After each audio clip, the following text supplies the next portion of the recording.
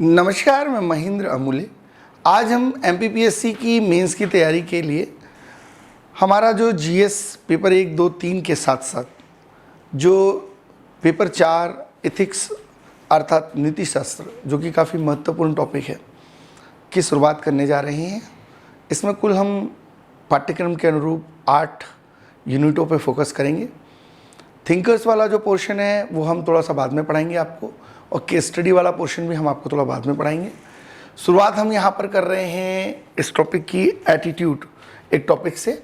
उसके बाद हम इमोशनल इंटेलिजेंस, एटीट्यूड, एप्टीट्यूड, है ना, एटीट्यूड, उसके बाद इमोशनल इंटेलिजेंस, फिर एप्टीट्यूड, और फिर उसके बाद जो है हम थिंकर्स पे जाएंगे। और थिंकर्स के साथ फिर जो है हम फोकस करते हुए जो है इस टॉपिक में केस स्टडीज़ वगैरह को कनेक्ट करेंगे, और एग्ज़ाम की दृष्टिकोण को ध्यान में रखकर हम यहाँ चर्चा करेंगे।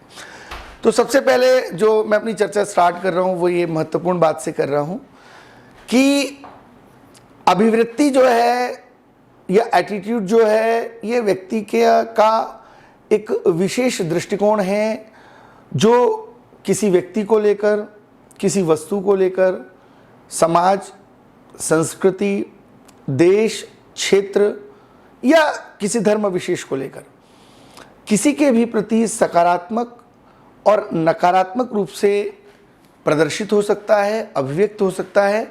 और इसके अंतर्गत व्यक्ति के जो विचार हैं, थॉट प्रोसेस है, थिंकिंग लाइन है, जो उसकी राय है, जो उसका ओपिनियन है, जो उसका ज्ञान है, जो उसका विश्वास है, जो उसके भाव हैं, वो सारी चीज़ें जो हैं उसके अंतर्गत सम्मिलित होती हैं।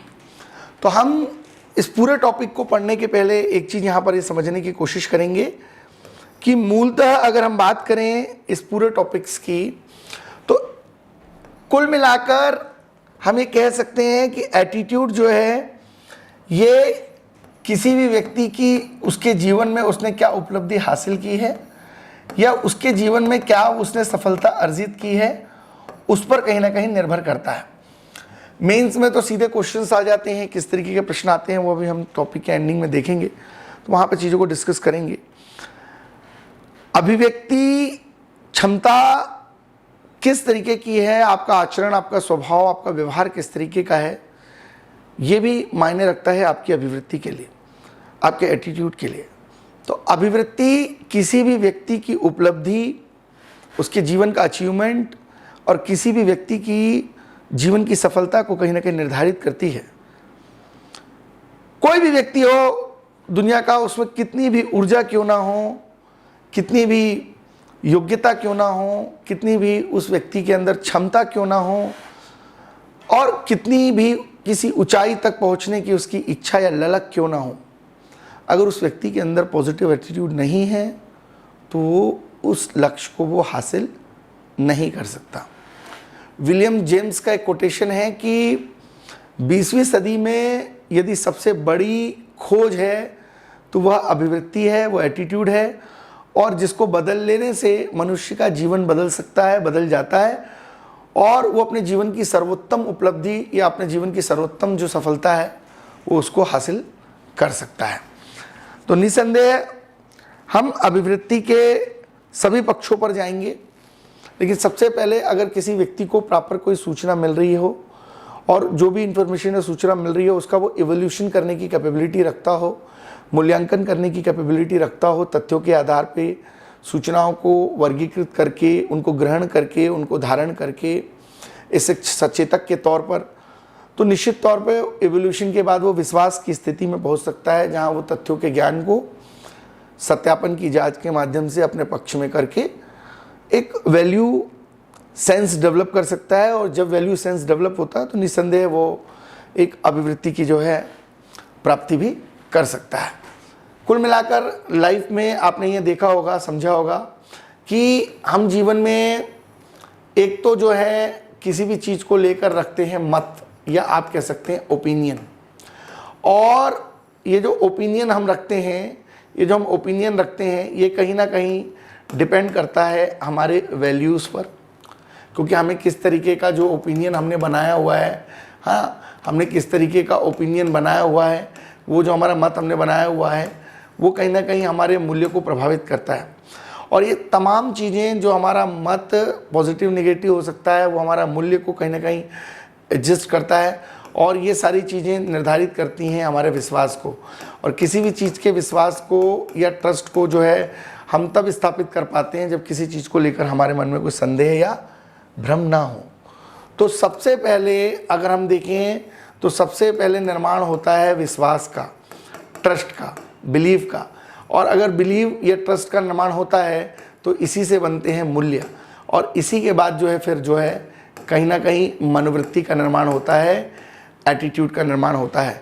तो दुनिया का कोई भी काम अगर आप कर रहे हो तो सबसे पहले आपको ज़रूरी है बिलीव, है ना, आपका बिलीव सिस्टम मजबूत होना चाहिए। और अगर आपका बिलीव सिस्टम मजबूत है तो निश्चित तौर पे आपकी वैल्यूज़ जो होंगी वो आपकी मजबूत होंगी, और अगर वैल्यू आपकी मजबूत होंगी तो निश्चित तौर पे आप एक बेहतर एटीट्यूड का जो है निर्माण कर पाओगे। अब कोई व्यक्ति अपने जीवन में बेहतर एटीट्यूड का निर्माण कैसे करता है? तो सबसे पहले किसी व्यक्ति को अपने जीवन में प्रभावित करता है उसका कस्टम, उसका कल्चर, और ये कस्टम और कल्चर के साथ उसको प्रभावित करता है उसका फेथ, उसका ट्रस्ट, उसका विश्वास, और इसके साथ साथ कहीं ना कहीं प्रभाव पड़ता है उसके एजुकेशन सिस्टम का, जो स्कूल सेटअप और कॉलेज सेटअप के अलावा उसको फैमिली सेटअप से भी एलिमेंट्री एजुकेशन के साथ मिलता है। और लाइफ में कोई ना कोई एक मेंटर होता है जो आपकी पूरी की पूरी लाइफ को चेंज करने की कैपेबिलिटी रखता है। जब सारी चीज़ें एक जगह इकट्ठी होती हैं तो निश्चित तौर पर आपका जो है आपका बिलीफ सिस्टम जो है मजबूत होता है, और कल्चर, फेथ, एजुकेशन और मेंटर आपके बिलीफ सिस्टम को मजबूत करते हैं, और यही बिलीफ सिस्टम आपकी वैल्यूज़ को मजबूत करता है, और ये वैल्यूज़ आपके एटीट्यूड को मजबूत करता है, और ये एटीट्यूड जो है वो आपकी बिहेवियर को मजबूत करता है ना। तो कहानी इस तरीके से शुरू हो रही है कि पूरा का पूरा जो सिस्टम है वो ये है कि आपको एक प्रॉपर सिस्टम के तहत काम करना पड़ेगा, और जब तक एक प्रॉपर सिस्टम के तहत आप काम नहीं करोगे तब तक चीज़ें आपको समझ में नहीं आएंगी। आप पूरी की पूरी लाइफ में अगर पिरामिडी संरचना के तौर पर देखें तो आप ये समझ सकते हैं कि आपको अपने जीवन में प्रॉपर एक कल्चर अपना जो आपका बना हुआ है, एक जो आपकी संस्कृति बनी हुई है, उस प्रॉपर आपके कल्चर को, आपके जो फेथ है उसको, आपका जो बेहतर एजुकेशन सिस्टम है उसको, जो आपको elementary education, school setup, college setup और फैमिली सेटअप से मिला है, इसके अलावा जो आप अपनी लाइफ में मेंटर्स से प्रभावित हैं, ये सभी चीज़ें मिलकर आपका एक विश्वास या आपका एक बिलीफ सिस्टम का निर्माण करते हैं। और ये जो बिलीफ सिस्टम है आपका, ये बिलीफ सिस्टम ही जो है कहीं ना कहीं आपके अंदर वैल्यूज़ का निर्माण करता है, और ये वैल्यूज़ ही कहीं ना कहीं आपको एटीट्यूड की तरफ लेके जाते हैं, और आपका एटीट्यूड, आपका बिहेवियर आपके अंदर स्किल्स पैदा करता है। एक प्रॉपर प्रोसेस के साथ आप प्रॉपर नॉलेज लेने लग जाते हैं, आप ज्ञानवान हो जाते हैं, आप समझदार हो जाते हैं, और ज्ञानवान और समझदारी के साथ साथ आप में सूझबूझ भी आ जाती है, और ये सूझबूझ भी आ जाती है, और एक स्थिति ऐसी आती है कि आप सक्सेस की तरफ पहुंचने लग जाते हैं। तो एक प्रॉपर सिस्टम होता है, और एक प्रॉपर सिस्टम में जो है चीज़ें इस तरीके से जो हैं वो यहाँ पर चलती हैं। कुल मिलाकर आप ये कह सकते हैं कि किसी भी व्यक्ति के जीवन में अगर सक्सेस है ज़रूरी है तो सक्सेस के लिए एक पॉजिटिव एटीट्यूड का होना बहुत ज़्यादा ज़रूरी है, और बिना एटीट्यूड के व्यक्ति कुछ भी सोच ले, कुछ भी कर ले, वो एक बेहतर मुकाम हासिल नहीं कर सकता। और साथ ही साथ मैंने आपको बताया कि एटीट्यूड से ही आपका बिहेवियर आता है, और आपका एटीट्यूड आपके बिहेवियर को निर्धारित करता है। वो पॉजिटिव हो सकता है, वो निगेटिव हो सकता है, और अपने पॉजिटिव निगेटिव बिहेवियर के साथ आप पॉजिटिव बिहेवियर कर रहे हैं, पॉजिटिव एटीट्यूड है, तो यू कैन अचीव सक्सेस। और अगर आप निगेटिव बिहेवियर कर रहे हैं, you can not achieve success. तो डिपेंड करता है आप किस तरीके के एटीट्यूड के साथ अपने जीवन में काम कर रहे हैं। पूरा का पूरा सिस्टम जो है वो आपके खुद के ऊपर निर्भर करता है। उदाहरण के लिए अगर हम बात करें कॉग्निटिव बिहेवियर की, तो एक कॉग्निटिव बिहेवियर, एक संज्ञानात्मक विचार, अगर हम बात करें यहाँ पर एक कॉग्निटिव बिहेवियर की अगर हम बात करें, तो कॉग्निटिव बिहेवियर जिसमें हम संज्ञानात्मक पक्ष की बात करें, तो ये जो संज्ञानात्मक पक्ष है, ये जो आपका संज्ञानात्मक पक्ष है, ABC मॉडल भी इसको कहा जाता है, ABC मॉडल। और ABC मॉडल में C का मतलब है कॉग्निटिव, A का मतलब है अफेक्टिव, और B का मतलब है बिहेवियरलिज्म। तो जो संज्ञानात्मक आपका पक्ष है वो ये बताता है कि कैसे आप अपने जीवन में एक थॉट डेवलप करते हैं, एक थॉट डेवलप करते हैं, है ना, एक थिंकिंग लाइन से, एक थॉट प्रोसेस से किस तरीके से आप आइडिया डेवलप करते हैं, एक विचार पैदा करते हैं, क्योंकि सोच आपकी अगर बड़ी है तो आप बड़े से बड़ा काम भी कर सकते हैं।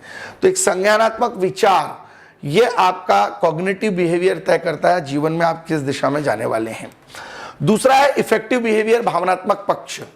जो भावनात्मक पक्ष होता है, भावनात्मक पक्ष होता है, ये आपकी भावना को, ये आपके इमोशन को, ये आपकी फीलिंग को जो है जजमेंटल कंडीशन में लाता है और आपके अंदर जो भी फीलिंग है, एहसास है, लगाव है, उसको जो है डेवलप करने का काम करता है। और तीसरी चीज़ है व्यवहार, जो कहीं ना कहीं एक्शन की बात करता है, जो कहीं ना कहीं क्रिया की बात करता है, जो कहीं ना कहीं एक ऐसे सिस्टम की बात करता है जब आप किसी व्यवहार के द्वारा जो है आप चीज़ों को बदलने की कोशिश कर रहे हो। और ये तीनों चीज़ें समय पे होती हैं तो आप अपने जीवन में उपलब्धि भी समय पर प्राप्त करते हैं और आप अपने जीवन में उपलब्धि के साथ साथ सफलता भी सही समय पे प्राप्त करते हैं। एक सिंपल सा मैं एग्जांपल देता हूँ, समझने की कोशिश करिएगा। संज्ञानात्मक पक्ष का मतलब देखिए, इसको आपको अदरवाइज नहीं लेना है, ये एक मैं सिंपल एग्जाम्पल के तौर पर देख रहा हूँ। एक कोई व्यक्ति है, सामान्य व्यक्ति है, वो एक सामान्य गोरे कलर का और एक जो है उसका फेयर थोड़ा कम है। आप में मान लीजिए कि एक गोरा व्यक्ति है, काला व्यक्ति है। अब कॉग्निटिव बिहेवियर का मतलब ये हो कि कोई व्यक्ति अगर इन दोनों में भेद कर रहा है, कंपैरिजन कर रहा है, तो ये आपका कॉग्निटिव बिहेवियर है कि आप गोले और काले में भेद कर रहे हो, आप अच्छे और बुरे में भेद कर रहे हो, आप रात और दिन में भेद कर रहे हो। कंपेयर करना ये आपका कॉग्निटिविज्म कहलाता है। अब मान लीजिए आपको काला व्यक्ति है और गोरा व्यक्ति है, उसमें जो थोड़ा कंपेरेटिवली काला है, जिसका फेयर कम है, उससे आपको या किसी ऐसे व्यक्ति को घृणा हो रही है, तो ये जिस प्रकार की फीलिंग हो रही है, घृणा वाला जो भावना पैदा हो रहा है, ये आपका इफेक्टिव बिहेवियर है ना। तो ये चीज़ आपका इफेक्टिविज्म कहलाती है। उसी तरीके से मान लीजिए आपके बगल में आकर वो व्यक्ति जिससे आप घृणा कर रहे हैं बैठ गया, तो आप उस जगह को छोड़कर उठकर चले जा रहे हैं, आप एक्शन ले रहे हैं, ये क्रिया आपका बिहेवियरलिज्म कहलाएगा। तो कुल मिलाकर कॉग्निटिविज्म, इफेक्टिविज्म और बिहेवियरलिज्म आपके एटीट्यूड को तय करता है कि आपका एटीट्यूड पॉजिटिव है कि आपका एटीट्यूड जो है नेगेटिव है। इसी को हम ABC मॉडल भी कहते हैं। अब एक सामान्य सी चर्चा हम यहाँ पर देखते हैं कि क्या है। बेसिकली अभिवृत्तियों का जो निर्माण है, एटीट्यूड का जो निर्माण है, मूलतः वह कॉग्निटिव बिहेवियर के तहत आपके ज्ञान, आपकी समझदारी, आपकी सूझबूझ से होता है। क्योंकि व्यक्ति का जैसा ज्ञान होगा वैसे ही अपने ज्ञान को विश्लेषित करने की प्रतिभा विकसित करेगा और सूझबूझ, समझदारी और अंतर्दृष्टि जैसे जैसे उसकी विकसित होगी तो निसंदेह उसके अंदर एक अभिवृत्ति का जन्म होगा और इस अभिवृत्ति को हम ज्ञानात्मक अभिवृत्ति भी कहेंगे। उदाहरण के लिए अमेरिका के जो लोग हैं थोड़े भौतिकवादी होते हैं, जबकि यूरोप के लोग थोड़े मॉडर्नाइज होते हैं। वहीं जापान के जो लोग हैं वो थोड़े शांतिप्रिय होते हैं और भारत के लोगों की जो पृष्ठभूमि होती है थोड़ी पारिवारिक होती है। और ये सब जो है कहीं ना कहीं अपने आप में ज्ञानपरक अभिवृत्ति का ही हिस्सा है। जैसा देश वैसा भेष। तो आपका ज्ञान, आपकी सोच समझ, आपकी समझदारी, आपकी सूझबूझ, ये ज्ञानात्मक जो अभिवृत्ति है वो आपके संज्ञानात्मक कॉग्निटिव व्यवहार से तय होती है। उसी तरीके से भावनात्मक तरीके से हम बात करें, इफेक्टिव तरीके से चीज़ों को हम देखने की कोशिश करें तो अभिवृत्तियाँ, मनोवृत्तियाँ संज्ञानात्मक रूप से अर्जित होने के बाद भावनात्मक पक्ष जो है उसका धीरे धीरे शक्तिशाली बनने लगता है और अपनी अभिवृत्तियों से वह धीरे धीरे भावनात्मक और फीलिंग और एहसास करके जो अपने आसपास के लोग हैं उनके फीलिंग, उनके बिहेवियर, उनके ट्रस्ट को जोड़ के एक इमोशनल एपिसोड का निर्माण करता है और भावनात्मक रूप से वो जुड़ जाता है और उसके द्वारा जो प्रदर्शित करने के लिए एक आप कह सकते हैं कि लगाव द्वारा वो जो है अपनी प्रतिबद्धता को जो है कहीं ना कहीं प्रदर्शित करने लग जाता है कि ये चीज़ मुझे पसंद है ना, ये चीज़ मुझे पसंद नहीं है, ये वाला भाव उसके अंदर आ जाता है या इससे मेरी प्रतिस्पर्धा है, ऐसा भाव आ जाता है। तो जब आपकी मानसिकता में एक भाव पैदा हो जाए, जब आपकी पसंद में एक प्रकार का भाव पैदा हो जाए तो कुल मिला के ये अभिवृत्ति थोड़ी शक्तिशाली होती है क्योंकि यहाँ पर व्यक्ति की कार्य करने की जो क्षमता है उसकी तीव्रता में वृद्धि हो जाती है। ये भावनात्मक पक्ष होता है।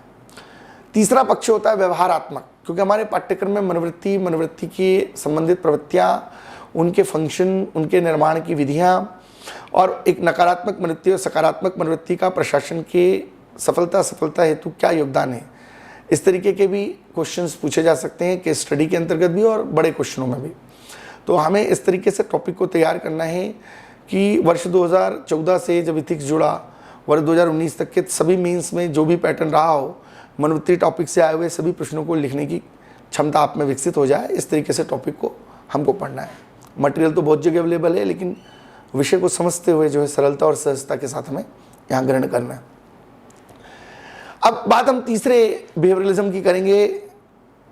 यह अभिवृत्ति एक प्रकार का आचरण, एक रूल ऑफ कंडक्ट और एक प्रकार का चरित्र निर्माण, एक प्रकार का कैरेक्टर बिल्डिंग में परिवर्तित होने पर बल देता है और ये कार्य करने की तीव्रता को, इंटेंसिटी को बढ़ाता है।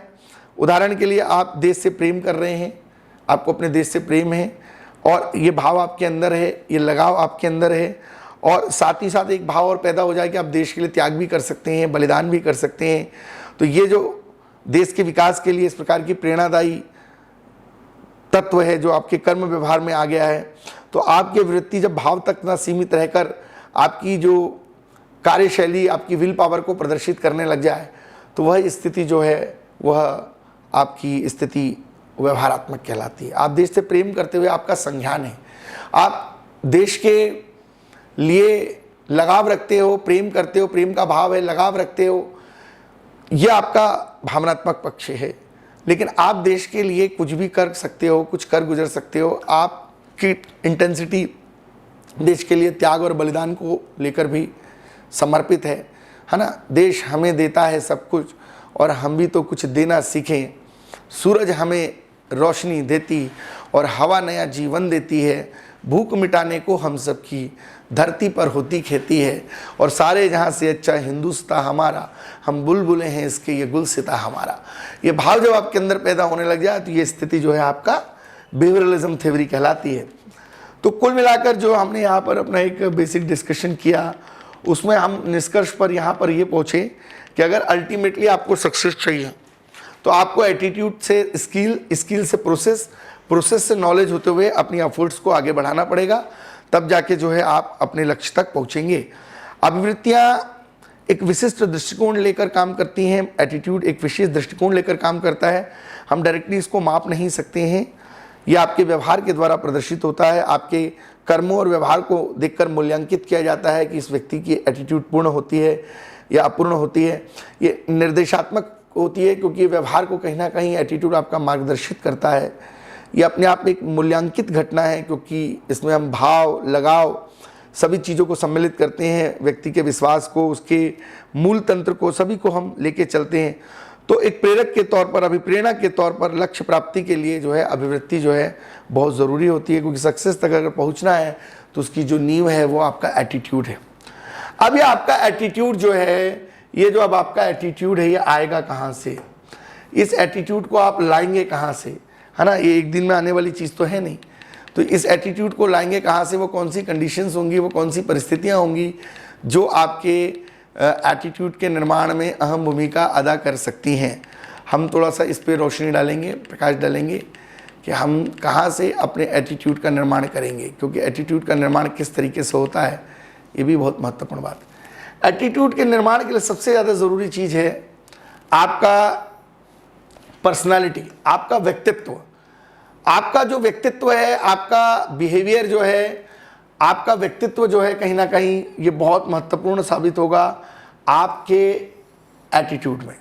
Enduring ways of person, like feeling approach क्या है आपकी, लाइक आपकी थिंकिंग अप्रोच क्या है, लाइक आपकी बिहेवियर अप्रोच क्या है। तो फीलिंग आपकी आएगी इफेक्टिवनेस से, थिंकिंग आपकी आएगी कॉग्निटिव बिहेवियर से और बिहेवियरिंग आएगी आपके बिहेवियर अप्रोच से। तो ABC मॉडल जो अभी हम पढ़ रहे थे, वहाँ से आपकी पर्सनालिटी का निर्माण होगा। आपकी पर्सनालिटी बनेगी आपकी फैमिली से, कि आपके अभिभावकों का चरित्र कैसा है, उनका आचरण कैसा है, उनकी मानसिकता कैसी है, कैसे पालन पोषण का आपका तरीका रहा है, और आप किसी पूर्व धारणा या पूर्वग्रह से तो जो है पीड़ित नहीं है।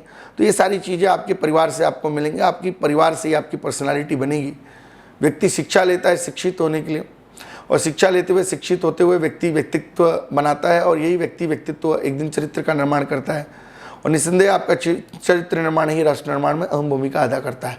तो आपका व्यक्तित्व ही बहुत मायने रखता है। व्यक्तित्व आपका परिवार से बनता है, व्यक्तित्व आपका समाज से बनता है, किस प्रकार के वातावरण में आप रह रहे हैं, कैसी जलवायु का आप ग्रहण कर रहे हैं, किस प्रकार के सामाजिक मूल्य तंत्रों से आप प्रभावित हैं, किस तरीके के धर्म या धर्म की किस प्रकार की स्थायी अस्थायी मानसिकता से आप बंधे हुए हैं, आपका कल्चर, आपकी संस्कृति, आपकी जीवन शैली, आपकी भाषा, आपकी वेशभूषा, आपका खान पान, आपका संस्कृति, ये तमाम चीज़ें, आप किस प्रकार के पारिवारिक पृष्ठभूमि से हैं, आपका शिष्टाचार, आपका आदर, आपका सत्कार, ये सारी चीज़ें जो हैं एक परिवार के संदर्भ में एक सकारात्मक दृष्टिकोण विकसित करने वाली चीज़। इसके अलावा आपके पर्सनल लाइफ के अनुभव, है ना, इसके अलावा आपका रोल मॉडल आपकी लाइफ में कौन है, आप किस प्रकार के व्यक्तियों से प्रभावित अपने जीवन में रहे, ये बहुत सारी चीज़ें आपकी पर्सनालिटी को, आपकी फैमिली, आपका समाज, आपका धर्म, आपका कल्चर, आपका व्यक्तिगत अनुभव, आपके आदर्श, ये सारी चीज़ें कहीं ना कहीं निर्धारित करेंगे। और अभिवृत्तियाँ बहुत शक्तिशाली होती हैं और अभिवृत्तियों का निर्माण जो है उसमें आपके आदर्श व्यक्ति का बहुत बड़ा रोल रहता है। और आदर्श व्यक्तित्व हम किसको मानते हैं? महात्मा गांधी जी को हम आइडल मानते हैं तो हम उनके विचार, उनके व्यक्तित्व को अपने व्यक्तित्व में शामिल करें। विवेकानंद को अपना आदर्श मानते हैं तो हम उनके व्यक्तित्व को, उनके विचारों को अपने अंदर शामिल करें। तो ये सारी चीज़ें होती हैं और किसी भी व्यक्ति का वस्तु, क्षेत्र, जाति के लिए विशेष रूप से जो एक अवधारणा होती है जिसको हम प्रकट करते हैं, वही कहीं ना कहीं आपकी पर्सनालिटी के अंतर्गत आने वाली चीज़ें हैं।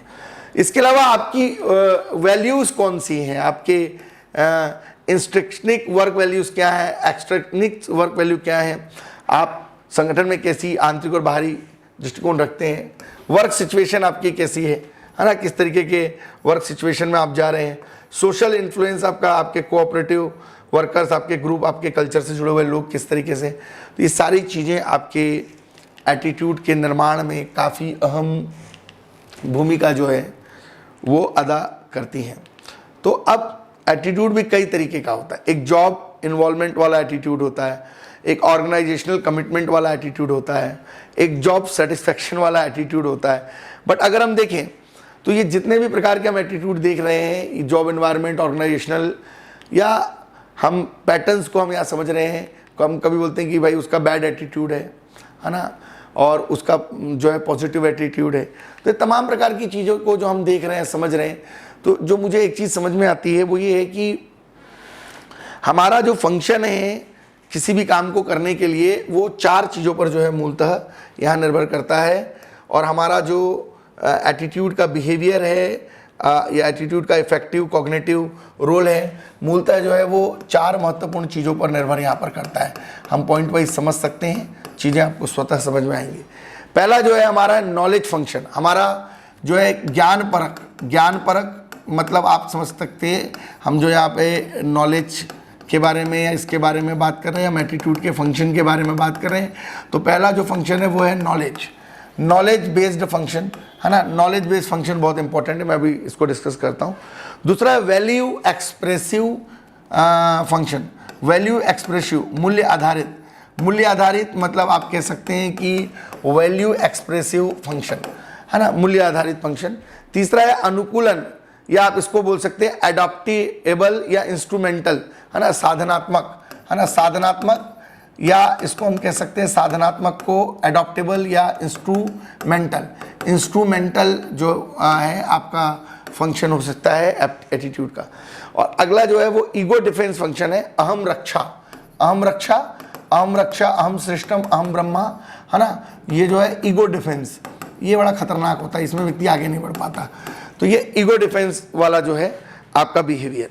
तो लाइफ में हम जो है अगर हम देखें अपने एटीट्यूड को प्राप्त करने की कोशिश करें, तो हम अपने एटीट्यूड को अगर प्राप्त करने की कोशिश करें तो अपनी लाइफ में अपने एटीट्यूड को प्राप्त करने के लिए जो सबसे इम्पोर्टेंट चीज़ है वो ये है कि हमको पहली चीज़ की ज़रूरत पड़ेगी ज्ञान की।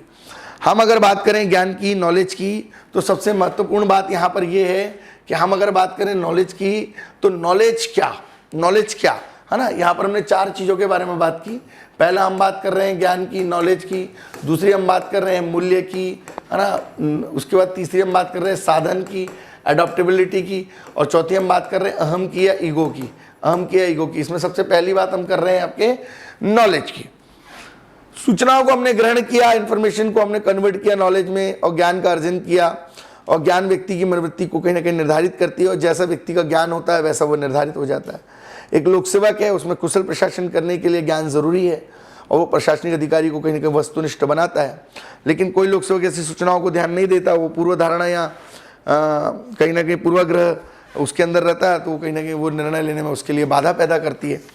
और प्रत्येक व्यक्ति जो है, अगर उसको प्रशासन को करने योग्य नहीं, प्रशासन को देने योग्य बनाना, तो उसको नॉलेज को डिलीवर करते भी आना चाहिए, इंफॉर्मेशन को नॉलेज में कन्वर्ट करते आना चाहिए। दूसरी चीज़ है मूल्य अभिव्यक्ति या वैल्यू एक्सप्रेसिव फंक्शन। सामाजिक मूल्यों को हम अभिव्यक्त कैसे करते हैं, लोक सेवक अपने जीवन में कौन से सामाजिक मूल्यों को, कौन से नैतिक मूल्यों को, नैतिकता की चीज़ों को अपने दायरे में रखते हैं, और कानूनी व्यवस्था को संतुलित व्यवस्थित करने के साथ साथ सामाजिक मूल्यों और नैतिकता का भी प्रयोग उनको करना पड़ता है, क्योंकि प्रशासनिक अधिकारी एक नैतिक कृत्य होते हैं, और प्रशासनिक अधिकारी एक नैतिक अभिकर्ता होते हैं, और प्रशासन एक नैतिक कृत्य होता है। 8वें टी थिंकर थे, उन्होंने कहा भी है कि public administrator is a moral, public administration is a moral act and public administrator is a moral agency.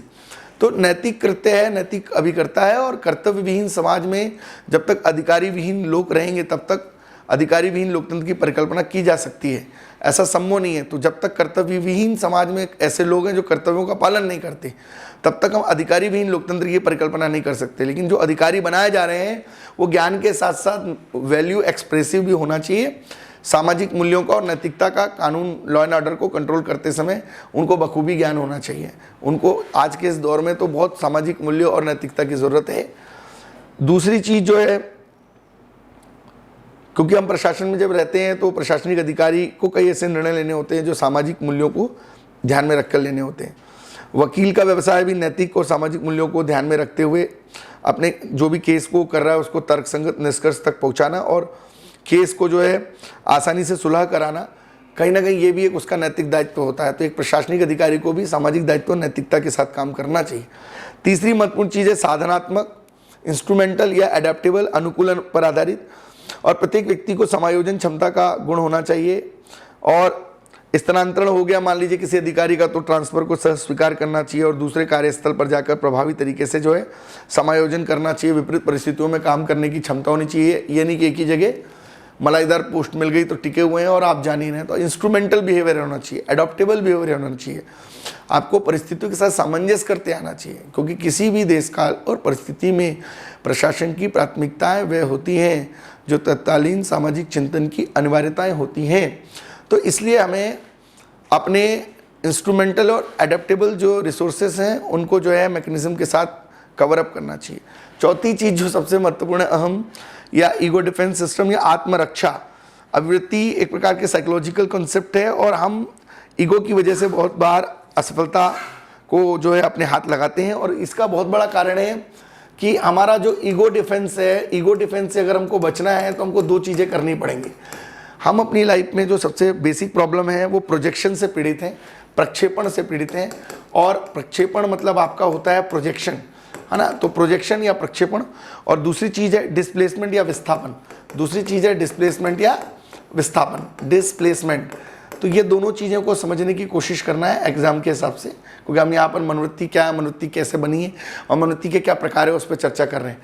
एक व्यक्ति अपने जीवन में ये दो समस्याओं से पीड़ित होता है। पहला प्रक्षेपण, प्रोजेक्शन, दूसरों पर अपनी असफलता को मढ़ना या किसी और पर अपनी अनसक्सेस को डाल देना, स्वयं की कमी की ओर कोई ध्यान नहीं देना, मतलब नाच ना जाने आंगन टेढ़ा, मतलब अपनी गलती को स्वीकार नहीं करना, मतलब भूल और त्याग पर तैयारी करना, मतलब अंगूठे के नियम को फॉलो करना, मतलब हर स्थिति में दूसरों पे ब्लेम ठोकना, मतलब ब्लेम गेम थ्योरी को अपनाना और अपने में बदलाव ना करने का दृढ़ संकल्प ले लेना।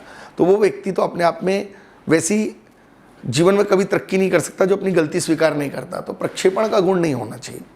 दूसरा डिस्प्लेसमेंट, अपनी मर्जी से काम ना होने पर नकारात्मक ऊर्जा निकलना, और ऐसी स्थिति में नकारात्मक ऊर्जा इतनी ज़्यादा होना कि गुस्से में तब्दील हो जाना, क्रोध में तब्दील हो जाना, और ये भी कहीं ना कहीं आपकी अभिवृत्ति को प्रभावित करता है।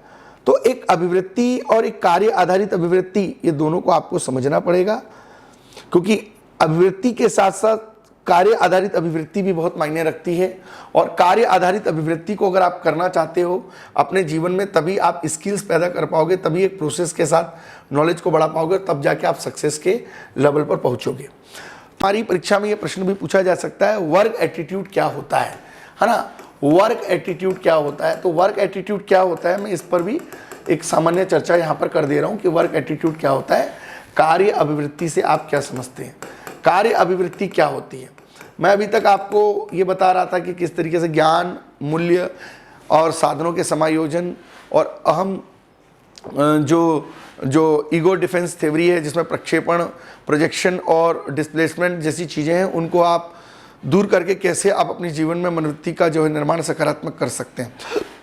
अब एक व्यक्ति है, वो सकारात्मक तरीके से अपनी वर्क एटीट्यूड को बढ़ावा देता है, अनुशासन में रहता है, उसने तय कर लिया है कि मुझे अपने जीवन में अनुशासन रखना है, अपने काम के प्रति समय से काम करना है, उत्पादकता को बढ़ाना है, प्रोडक्टिविटी को बढ़ाना है, कमिटमेंट होके काम करना है, सेटिस्फेक्शन के लिए काम करना है, प्रतिबद्धता, जवाबदेही से काम करना है, जिसके साथ भी मैं काम कर रहा हूँ सहयोगात्मक रवैया रखना है, ग्रुप में समूह से काम करना है, आदर, शिष्टाचार, आत्मविश्वास, सेल्फ बल, ये तमाम चीज़ों को जो है अपने काम में डालना है। तो निश्चित तौर पे व्यक्ति जो है कार्य अभिवृत्ति की तरफ जाता है। तो किसी भी काम को करने के लिए सबसे पहले चाहिए प्रतिबद्धता की ज़रूरत पड़ती है। सबसे पहला पॉइंट है प्रतिबद्धता। अगर आपका काम के प्रति वर्क कमिटमेंट नहीं है, आपका अगर अपने स्वयं के प्रति अगर कमिटमेंट नहीं है, और कमिटमेंट अगर वर्क के प्रति नहीं है, तो निस्संदेह आपके अंदर वर्क एटीट्यूड आ ही नहीं सकता। कार्य की कुशलता के लिए प्रबंधन क्षमता के साथ, प्रतिबद्धता के साथ उस काम को सही तरीके से करने के लिए ये ज़रूरी है कि आप अपने बिहेवियर में जो है वो 3 बेसिक चीज़ें आपको करनी पड़ेंगी। यहाँ पर आपको जो है 3 बेसिक चीज़ें जो हैं आपको करनी पड़ेंगी, और वो जो 3 बेसिक चीज़ें अगर उनको आप फॉलो करेंगे तो निस्संदेह आप अपने वर्क कमिटमेंट के प्रति आगे बढ़ सकते हैं। पहला, आपको इफेक्टिवली कमिटमेंट करना पड़ेगा, अपने आप से इफेक्टिवली कमिटमेंट करना पड़ेगा। इफेक्टिवली कमिटमेंट करना पड़ेगा, प्रभावी तरीके से करना पड़ेगा कि मैं एक लोकाचार को, एक काम के प्रति लगाव को, एक भावनात्मक तरीके से काम को संगठन में रह के करूंगा। दूसरा, कंटिन्यूअस प्रतिबद्धता, आपको सततता रखनी पड़ेगी किसी भी काम के प्रति। आप तैयारी भी कर रहे हैं तो आपको प्रभावी भूमिका तैयारी में रखनी पड़ेगी, आपको कंटिन्यूअस अपना एटीट्यूड रखना पड़ेगा। तीसरा जो है नॉर्मेटिव कमिटमेंट। नॉर्मेटिव कमिटमेंट का मतलब है नियमों का ध्यान रखना पड़ेगा, और आपको नॉर्मेटिवली डिसिप्लिन के साथ जो है अपना वर्क कल्चर जो है उसको आगे बढ़ाना पड़ेगा। और ये सारी चीज़ें अगर होती हैं तो निस्संदेह जो है आप अपना काम बहुत बेहतर कर सकते हैं। इसके अलावा जो सबसे महत्वपूर्ण चीज़ होती है वो वर्क एटीट्यूड के अंदर जो दूसरी महत्वपूर्ण चीज़ होती है, वर्क एटीट्यूड के अंदर जो दूसरी महत्वपूर्ण चीज़ होती है वर्क एटीट्यूड में, वो होती है आपकी जॉब सेटिस्फैक्शन। तो जो जॉब सेटिस्फैक्शन है ना, जॉब सेटिस्फैक्शन, कार्य को लेके संतुष्टि, ये भी एक बड़ी महत्वपूर्ण चीज़ होती है। इसमें अनुशासन, उत्पादकता, सहयोगात्मक व्यवहार, सहयोग के साथ मिलकर काम करने की कला, ये सारी चीज़ें आती हैं। और ये जिस व्यक्ति के जीवन में होती हैं उसमें कभी भी नकारात्मक अभिवृत्ति नहीं आती। मीन्स में एक बार क्वेश्चन आया हुआ है कि नकारात्मक अभिवृत्ति से आप क्या समझते हैं, और यह किस प्रकार किसी प्रशासनिक अधिकारी की क्षमता को और सुशासन को प्रभावित करता है, आप उदाहरण देके समझाइए। तो नकारात्मक अभिवृत्ति का मतलब ये हुआ कि किसी व्यक्ति का किसी वस्तु, क्षेत्र, धर्म के प्रति अगर प्रतिकूल दृष्टिकोण है तो उस व्यक्ति में एक निराशावादी भाव आएगा, और वो निराशावादी प्रवृत्ति उसको जो है नकारात्मक दृष्टिकोण देगी, और नकारात्मक दृष्टिकोण देगी तो पूर्वाग्रह से पीड़ित होगा, पूर्व निर्णय लेगा, ऊर्जाहीनता रहेगी, उसमें शक्तिहीनता रहेगी, हीन भावना रहेगी, निराशावादिता रहेगी, साथ ही साथ अवसाद रहेगा, मनोयोगी रहेगा, और वो तमाम निगेटिव चीज़ें उसके अंदर रहेंगी जिनको कि जो है करके जो है जीवन में कभी भी आगे नहीं बढ़ सकता। शक करने की आदत रहेगी, संदेह करने की आदत रहेगी, और ऐसे में जो है फिर वो काम नहीं कर पाएगा, समयबद्ध नहीं होगा, उत्पादकता की कमी रहेगी, प्रतिबद्धता की कमी रहेगी, कार्य के प्रति असंतुष्ट रहेगा, जवाबदेहिता की कमी रहेगी, चुनौतियों को स्वीकार नहीं कर पाएगा, जिसके साथ काम करेगा निरादर करेगा, हेल्पिंग बिहेवियर नहीं रहेगा, है ना, रिस्पॉन्सिबल नहीं रहेगा, कोई भी काम से संतुष्ट नहीं रहेगा। तो ऐसा व्यक्ति जो है नकारात्मक अभिवृत्ति से पूरे काम को बिगाड़ देगा। और इसका बहुत बड़ा कारण है प्रोजेक्शन करना, पूर्व धारणा रखना, डिस्क्रिमिनेशन करना, है ना, किसी जाति को लेकर पूर्वाग्रह रखना, धर्म को लेकर, समुदाय को लेकर, इस प्रकार के प्रोजेक्शन से, इस प्रकार के स्टीरियोटाइप बिहेवियर से, इस प्रकार के डिस्क्रिमिनेशन बिहेवियर से पूर्वाग्रह रखना, है ना, प्रोजेक्शन करना, पूर्व धारणा रखना, स्टीरियोटाइप बिहेवियर रखना, एक डिस्क्रिमिनेशन करना, एक भेदभाव रखना, और ये तमाम चीज़ें जो है प्रशासन में जो है धर्म जाति सभी को सम्मान मिलना चाहिए, सभी को ध्यान में रखकर काम करना चाहिए। और ये पूर्वाग्रह आपका जो है कहीं ना कहीं व्यवहारिक रूप से पक्षपात और भेदभाव को जन्म देगा और ये नकारात्मक अभिवृत्ति को जन्म देगा और ऐसी स्थिति में व्यक्ति काम नहीं कर पाएगा। तो क्या अभिवृत्तियों को बदला जा सकता है? यदि हाँ, तो परिवर्तन करने की विधि क्या है? बिल्कुल बदला जा सकता है। हम सकारात्मक अभिवृत्तियों को कन्वर्ट कर सकते हैं नकारात्मक अभिवृत्तियों से। उसके लिए हमें आत्मविश्वास की जरूरत पड़ेगी, ऊर्जा की जरूरत पड़ेगी, आत्मबल की जरूरत पड़ेगी, समायोजन की जरूरत पड़ेगी, और हमको कॉग्निटिव डिससोनेंस की जरूरत पड़ेगी। जो संज्ञानात्मक विसंगति होती है वो हमको अपने मन में लाना पड़ेगा कि किसी व्यक्ति वस्तु के संदर्भ में हम असंगतता ना रखें, है ना, निगेटिविटी ना रखें, है ना। जैसे दहेज है, भारतीय समाज में कुरीति है, गलत परंपरा है, दहेज लेना चाहता है कोई व्यक्ति और दहेज के प्रति उसका व्यवहार और विचार दोनों में कहीं ना विसंगति है। जब वो देता है तो उसकी सोच अलग है, लेता है तो उसकी सोच अलग। तो दहेज के प्रति विचार बदलने की संभावना तब बदलेगी जब आप ना लें ना आप दें। तो निश्चित तौर पे आपकी नकारात्मक अभिवृत्ति को सकारात्मक किया जा सकता है। उसके लिए आपको संज्ञानात्मक विसंगति की जरूरत पड़ेगी, और विसंगति जो लोगों के प्रति आपके मन में है उसको आपको एडजस्टमेंट करना पड़ेगा। दूसरा, आपको अनुबंधन का सिद्धांत का प्रयोग करना पड़ेगा। किसी भी नकारात्मक प्रवृत्ति को सकारात्मकता में बदलना है तो आपको नई सूचनाओं को अर्जित करने का गुण होना चाहिए, सिंथेसिस बिहेवियर होना चाहिए। और जितना ज़्यादा आप अनुबंध करोगे, लोगों से मिलोगे, तो निश्चित तौर पे आप चीज़ों को आगे की तरफ लेके जाओगे। पुनर्बलन सिद्धांत पर आपको बल देना चाहिए। जहाँ आप लोगों की प्रशंसा करें, आप उनको प्रोत्साहित करें, उनको पुरस्कार दें, तो ये सारी चीज़ें सकारात्मक माहौल बनाती हैं। इसके अलावा आप नकारात्मक प्रवृत्ति को पॉजिटिव में बदलने के लिए ये भी कर सकते हैं कि आप जो है सबसे महत्वपूर्ण चीज़ जो है एक आत्मीकरण की भावना लोगों में पैदा करें। आत्मीकरण जिसको हम कह सकते हैं कि एक लोगों को मनोवैज्ञानिक तरीके से जो है लोगों के मन में एक भाव पैदा करें, एक आइडियलिज्म का भाव पैदा करें। तो इस तरीके से जो है आत्मीकरण के द्वारा और आंतरीकरण के द्वारा भी हम लोगों के अंदर जो है बदलाव ला सकते हैं। उनके अंदर एक आत्म सजगता पैदा कर सकते हैं, एक आत्म नियंत्रण का गुण पैदा कर सकते हैं, एक आत्म अभिप्रेरणा पैदा कर सकते हैं, एक अनुकूलन पैदा कर सकते हैं, एक संवेदनशीलता पैदा कर सकते हैं, एक आशावादिता का दृष्टिकोण पैदा कर सकते हैं। ये सारे दृष्टिकोण जो हैं यहाँ पर इस तरीके से पैदा किए जा सकते हैं। लास्ट ईयर में जो प्रश्न आए हुए हैं, हालांकि हम टेस्ट के माध्यम से बाद में बताएंगे, परंतु जो प्रश्न यहाँ पर आए हुए हैं उनको हम थोड़ा देख लेते हैं कि क्या क्या प्रश्न यहाँ से पूछे गए हैं, है ना। इस टॉपिक से बाद में हम इसको लाइव आंसर राइटिंग में भी करवाएंगे। 2017 में पूछा है कि पूर्वाग्रह क्या है, प्रोजेक्शन क्या है। 17 में पूछा है मनोवृत्ति के घटक बताइए। 14 में परीक्षा में पूछा है मनोवृत्ति का अर्थ बताइए, है ना। मनोवृत्ति क्या है इसे संक्षिप्त में समझाइए। मनोवृत्ति का अर्थ बताते हुए इसकी विशेषताएं बताइए, है ना। इसके अलावा जो है एक प्रशासनिक अधिकारी के तौर पर मनोवृत्ति सकारात्मक या नकारात्मक दोनों में किस तरीके से संभव हो सकती है, इस पर एक लेख लिखिए, है ना। मानव व्यक्तित्व में मनोवृत्ति का क्या प्रकार्य है, फंक्शन है, जो मैं बताया 2016 की परीक्षा में पूछा हुआ है। तो जितने भी प्रश्न यहाँ पे पूछे गए हैं उनको हम ज़रूर करेंगे, और हम अपने इथिक्स के अगले लेक्चर में इमोशनल इंटेलिजेंस टॉपिक के साथ ज़रूर मिलेंगे। हमने यहाँ पर आपको मनोवृत्ति टॉपिक पूरा कराया है। लास्ट एग्ज़ाम जितने भी 2014 से वर्ष 2019 तक इस टॉपिक से प्रश्न आए हैं, ज़रूर आप उनको पूरा वीडियो सुनकर इसमें करीब करीब 300 शब्दों में लिखकर एनालिसिस करिए, और भी कुछ अच्छी किताबें वहाँ से नोट्स बनाइए, और पूरे क्वेश्चन को जो है यहाँ पे 14 से जो क्वेश्चन आंसर फॉर्मेट में जो है लिखने की कोशिश करिए। और फिर हम अपने अगले टॉपिक इमोशनल इंटेलिजेंस के साथ इथिक्स में मिलेंगे, और इसके करीब करीब हम 12 से 15 वीडियो बना देंगे 7 से 8 यूनिट के। तो लगभग इथिक्स का 200 शब्द नंबर का जो पेपर है वो भी आपका तैयार हो जाएगा। Thank you so much. नमस्कार, मैं महेंद्र अमूल्य, और आगे भी हम अपनी इस श्रृंखला को जारी रखेंगे। धन्यवाद।